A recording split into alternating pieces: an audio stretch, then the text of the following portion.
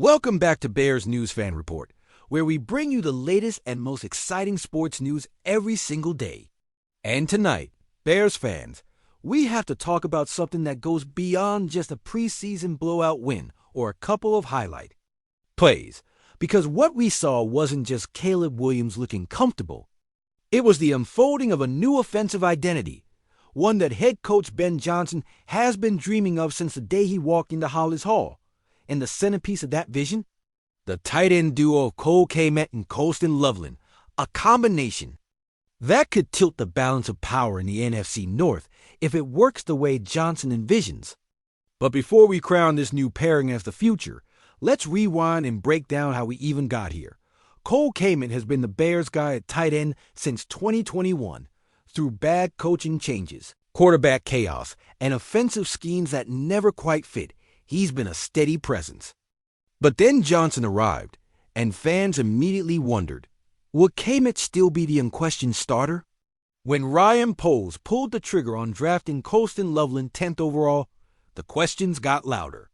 Was this the beginning of the end for Kmet? Was Johnson signaling that Chicago's tight end room was about to be reshaped completely? Even Kmet himself admitted that uneasy feeling at first. The sting of seeing your team draft what looks like your replacement, especially that high. For a moment, it felt like deja vu for Bears fans, who have watched countless times as promising veterans were pushed aside for a shiny new weapon that never quite delivered.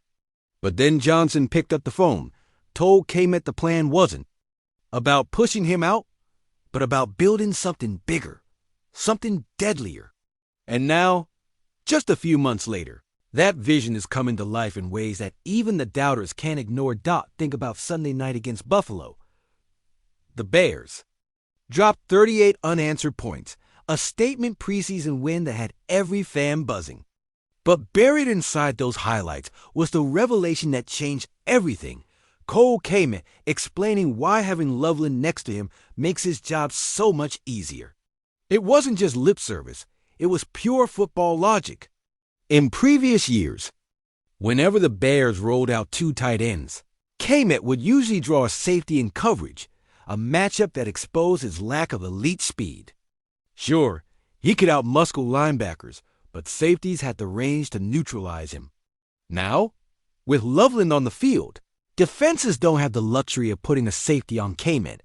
They're forced into a pick-your-poison nightmare if you dedicate your safety to cover Loveland.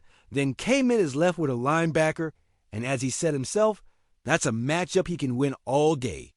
And if you go nickel to try and contain both, the Bears' run game will steamroll you. It's not just theory.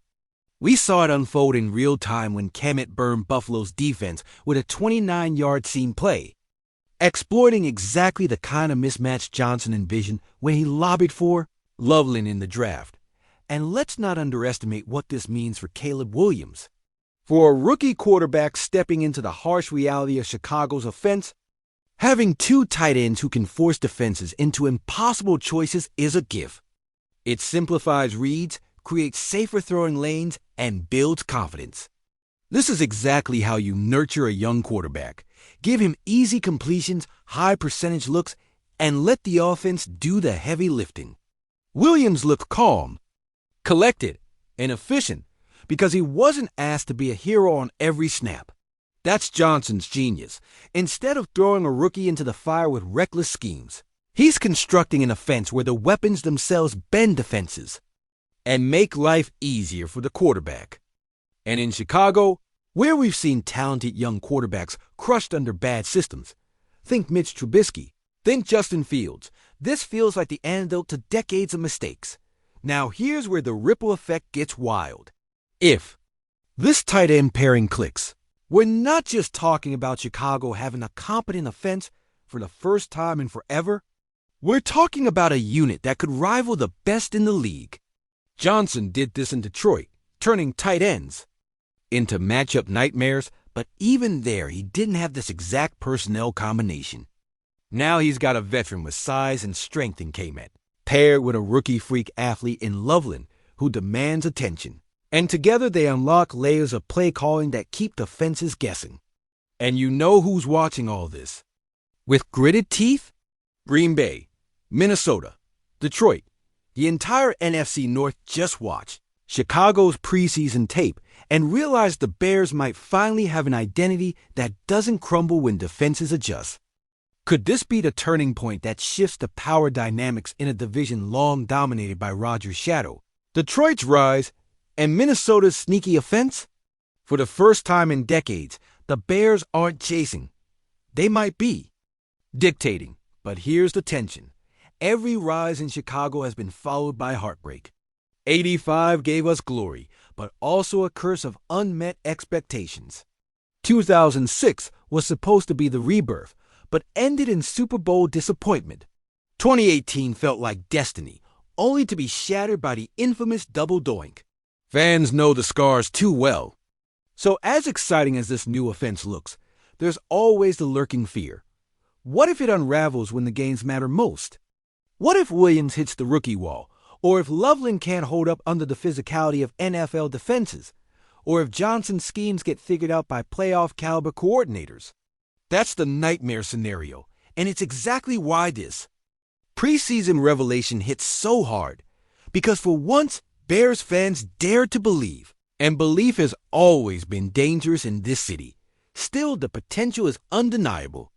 Imagine a December night at Soldier Field, the wind howling, the cold biting, and instead of the offense collapsing, it's Williams calmly hitting K-Man up the seam, or Loveland torching a safety for a touchdown. Imagine a playoff atmosphere, where national analysts stop mocking the Bears' offense and start calling them a nightmare matchup. Imagine an era where the Bears are no longer defined by what they lack at quarterback, but by the weapons and the coach who built something unstoppable around him. That's what Johnson teased on Sunday night, and that's why the city is buzzing. So let me throw it to you. Bears Nation, do you see this as the dawn of a new offensive era, or just another tease that will end in heartbreak? Are we witnessing Ben Johnson finally breaking the curse that's haunted this franchise? Or are we setting ourselves up for the same old story in a new disguise? I can't wait to read your thoughts in the comments below, because this feels like one of those moments where history is being written in real time. And as for me, I believe this is different. I believe Johnson and Williams, paired with K-Man and Loveland, have the potential to finally drag the Bears into the modern NFL.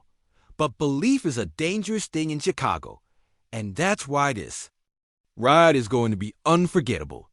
If you enjoyed this video, don't forget to hit that like button, subscribe to Bears News Fan Report, and turn on the notification bell so you never miss an update. And here's the bottom line. Bears Nation, what we witnessed wasn't just a scheme adjustment or a lucky preseason highlight. It was the unveiling of a vision, Ben Johnson's blueprint for an offense that finally gives Chicago a chance to stop being the punchline of the league and start being the team that others fear to face. With Williams calm in the pocket, K-Man exploiting mismatches, and Loveland stretching the field, this team suddenly feels like it has the weapons, the identity, and the swagger that's been missing for decades. But every fan in Chicago knows the ghosts of 2018 and 2006 are still lurking, whispering warnings that nothing here is guaranteed. And that's why the suspense is unbearable. Because this time, the hope feels real. And as a lifelong Bears fan, here's my take. I believe this is different.